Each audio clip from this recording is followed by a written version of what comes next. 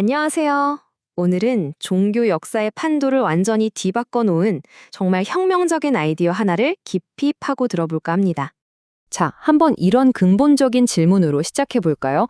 도대체 무엇이 한 집단을 하나의 민족, 하나의 백성으로 만드는 걸까요? 이게 바로 정체성과 소속감의 핵심을 꿰뚫는 질문이죠. 좋습니다. 오늘 우리가 살펴볼 내용의 전체적인 그림인데요. 사도 바울이 제시했던 이 급진적인 재정의 주의를 이 순서대로 하나씩 차근차근 따라가 보겠습니다. 자, 첫 번째 섹션입니다. 우선 이 모든 이야기의 배경을 좀 알아야겠죠.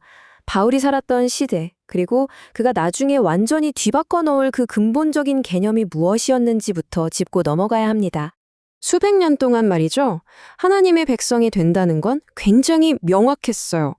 뭐랄까, 눈에 보이고 손에 잡히는 그런 구체적인 표지들로 정의됐다는 거죠. 아브라함의 후손이어야 하고, 토라, 즉 율법을 지켜야 하고, 약속의 땅에 살고, 또 할례라는 언약의 표시, 그리고 예루살렘 성전 중심의 예배까지 딱 정해져 있었던 거예요. 근데 여기서 중요한 건 이 정체성이 그냥 우리는 특별해 하고 끝나는 게 아니었다는 점이에요. 이건 훨씬 더 큰 그림의 일부였어요. 바로 세상의 악과 고통의 문제를 해결하고 온 인류에게 유일하신 참 하나님을 보여주기 위한 그런 거대한 계획의 일부였던 거죠. 자, 이제 두 번째 섹션입니다. 바로 여기서부터 이야기가 정말 흥미진진해집니다. 메시아, 즉 예수님이 등장하면서 바울은 이 하나님의 가족이라는 개념의 정의 자체가 완전히 근본적으로 바뀐다고 주장하기 시작합니다.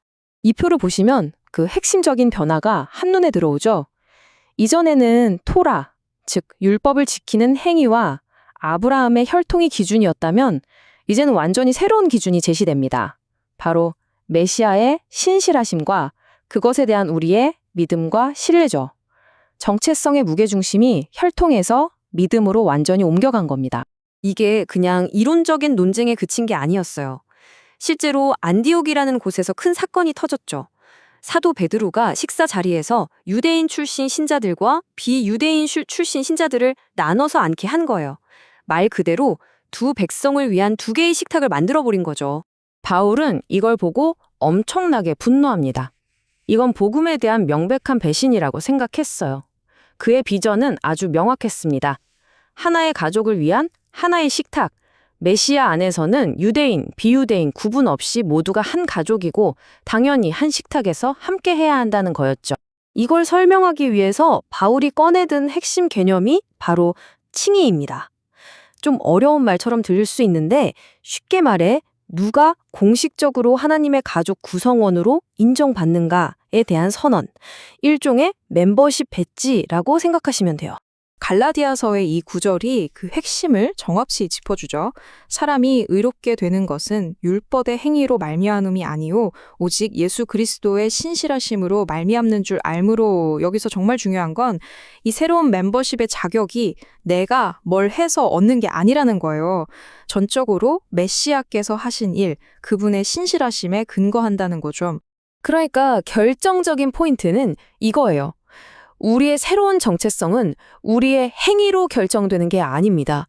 우리를 대표해서 죽으시고 부활하신 메시아와 우리가 하나로 연합될 때, 바로 그때 새로운 정체성이 주어진다는 거죠. 자, 세 번째 섹션입니다.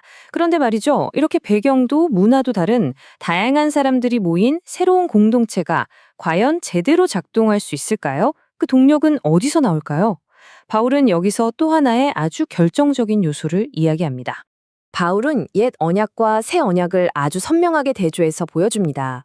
옛 언약이 돌에 새겨진 율법 조문에 의존했다면 새 언약은 우리의 마음에 새겨지는 성령을 통해 이루어진다는 거예요. 전자가 결국 죽음으로 이끌었다면 후자는 생명으로 이끈다고 말하죠. 바로 이 성령이 이 새로운 공동체를 만들고 또 유지시키는 힘의 원천이라는 겁니다.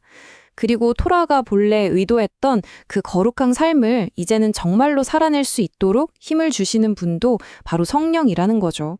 네 번째 섹션입니다. 이스라엘 이야기의 재해석. 자, 그런데 이런 급진적인 재정의는 필연적으로 아주 큰 질문을 낳게 됩니다. 그렇다면 유대 민족에게 주셨던 하나님의 원래 약속은 어떻게 되는 거지? 하는 질문 말이에요.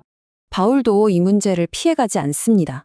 로마서에서 이 문제를 정면으로 다루면서 당시 모든 사람이 가졌을 법한 그 질문을 스스로 던지죠. 그렇다면 하나님이 자기 백성 이스라엘을 버리신 것인가 하고요. 그리고 그의 대답은 아주 단호합니다. 결코 그럴 수 없다. 계획이 폐기된 게 아니라는 거예요. 오히려 확장된 것이라고 말합니다. 하나님은 약속을 어기신 게 아니라 모두가 예상치 못했던 방식으로 그 약속을 성취하셨다는 거죠. 바울의 논리는 이렇습니다. 첫째, 그는 이스라엘의 성경을 다시 읽어내면서 하나님의 가족은 처음부터 단순히 혈통만으로 결정된 게 아니었다고 주장해요. 둘째, 이스라엘 민족의 역사 자체가 마치 메시아처럼 거절당했다가 다시 살아나는 패턴을 따른다고 봅니다. 셋째, 바로 이 과정을 통해 비유대인, 즉 이방인들이 가족 안으로 들어올 문이 열렸다는 거죠. 그리고 최종 목표는 유대인과 이방인 모두가 믿음을 통해 하나의 새로워진 가족으로 다시 연합되는 것입니다. 자, 이제 마지막 섹션입니다. 그렇다면 이 모든 신학적인 작업이 향하는 궁극적인 목적지는 과연 어디일까요? 바울이 그렸던 최종 그림은 단순히 한 그룹을 다른 그룹으로 대체하는 게 아니었어요. 유대인과 비유대인, 이 둘이 합쳐져서 만들어지는 완전히 새로운 인류, 단 하나의 새로운 공동체를 창조하는 것이었습니다. 그리고 이렇게 하나가 된 가족은 분열된 세상을 향한 하나의 강력한 표지판 역할을 해야 했습니다. 당시 당연하게 여겨졌던 민족적, 문화적 장벽들, 그리고 로마 제국이 강요하던 권력의 논리에 정면으로 도전하는 살아있는 대한 공동체였던 거죠. 그러니까 오늘 이야기의 핵심을 한 문장으로 요약하자면 이겁니다. 바울은 하나님의 백성이라는 개념을 태어날 때부터 정해지는 배타적인 민족 집단이 아니라 메시아에 대한 믿음으로 하나가 되는 포용적인 세계적인 가족으로 완전히 재정의했다는 것이죠.